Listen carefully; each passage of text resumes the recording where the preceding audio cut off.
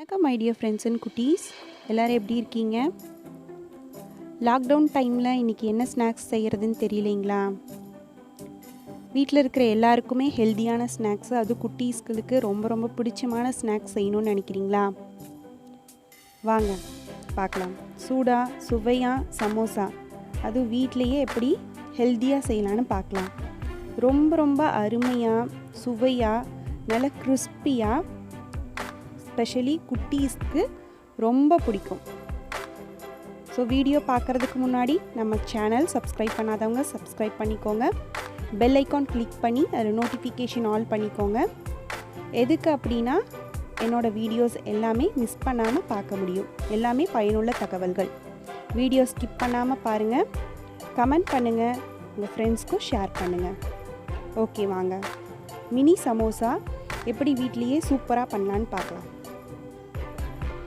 நான் சொல்கிறது 4 பேருக்கான அளவு, சரிங்களா? உங்களுக்கு இப்போ எக்ஸ்ட்ரா வேணும் அப்படின்னா நீங்கள் எக்ஸ்ட்ரா சேர்த்துக்கலாம்.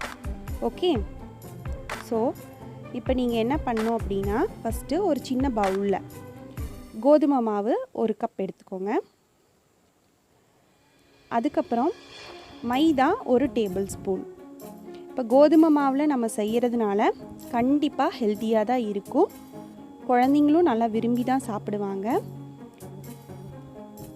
மைதா வெறும் 1 டேபிள் ஸ்பூன், அது வந்து ஜஸ்ட்டு கிறிஸ்பினஸ் கொண்டு வரதுக்காக நம்ம சேர்த்துறோம். தென் சால்ட்டு தேவையான அளவு.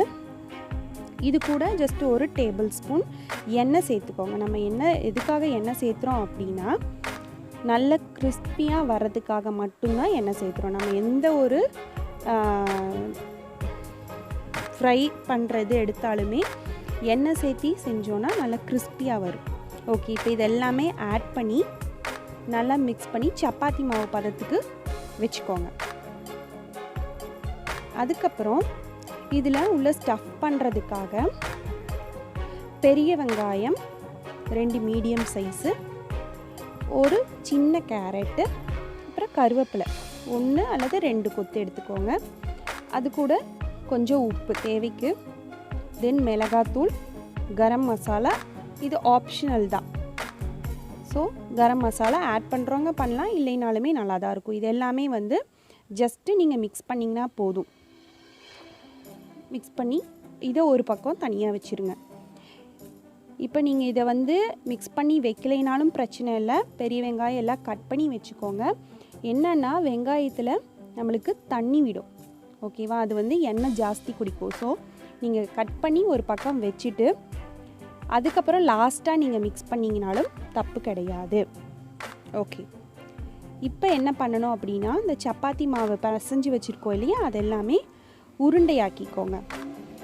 சின்ன சின்ன ஒரு மீடியம் சைஸ் உருண்டையாக ஆக்கிட்டு இதை நல்லா எண்ணெய் இல்லைன்னா மாவு போட்டு நல்லா ப்ளெயினாக நல்லா தின்னாக தேய்ச்சிக்கோங்க. ஸோ இதுதான் நம்மளுக்கு வந்து ஷீட்டு, சமோசா ஷீட் ரெடி பண்ணுறோம் நம்ம. ஸோ இது நல்லா தின்னாக தேய்ச்சி வச்சுக்கோங்க.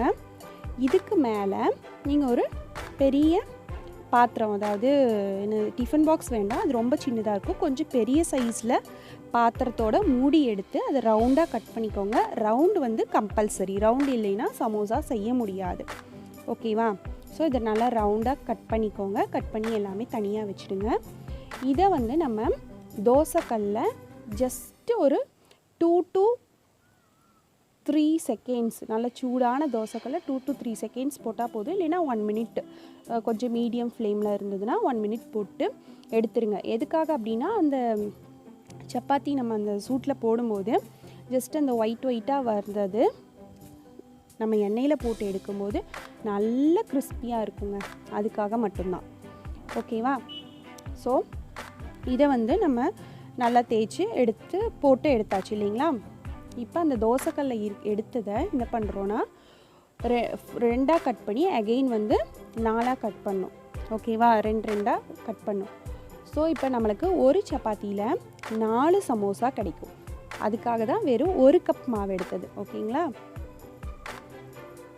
இப்போ நம்ம என்ன பண்ணோன்னா, கட் பண்ணி எடுத்ததெல்லாம் ஒரு பக்கம் வச்சுருக்கோம் இல்லைங்களா? ஸோ இப்போ ஸ்டஃப்பும் ரெடி பண்ணியாச்சு. இப்போ ஒரே ஒரு சின்ன வேலை என்னென்னா, மைதா மாவை ஜஸ்ட்டு கொஞ்சமாக தண்ணி ஊற்றி ஒரு பேஸ்ட் ஆக்கிட்டு நம்ம இதை வச்சுக்கிறோம். எதுக்கு அப்படின்னா இதை வந்து சமோசா நம்ம ஸ்டஃப் பண்ணிவிட்டு அதை வந்து ஜஸ்ட்டு பேஸ்ட் பண்ணி நம்ம ஒட்டி இதை வந்து எண்ணெயில் பொரிச்சு எடுப்போம். ஓகேவா? ஸோ அந்த ப்ராசஸ் பண்ணிடுறோம் நம்ம. பொரிச்சு எடுத்துரு அந்த சமோசாவை கோன் ஷேப்பில் மடித்து ஸ்டஃப் பண்ணிவிட்டு அகெயின் வந்து மைதா மாவு பேஸ்ட் போட்டு ஒட்டிட்டு எல்லாமே ரெடி பண்ணி வச்சுக்கோங்க. பண்ணிவிட்டு எண்ணெயில் பொரிச்சு எடுத்திங்கன்னா உங்களுக்கு சூப்பரான நல்ல கிறிஸ்பியான சமோசா ரெடி.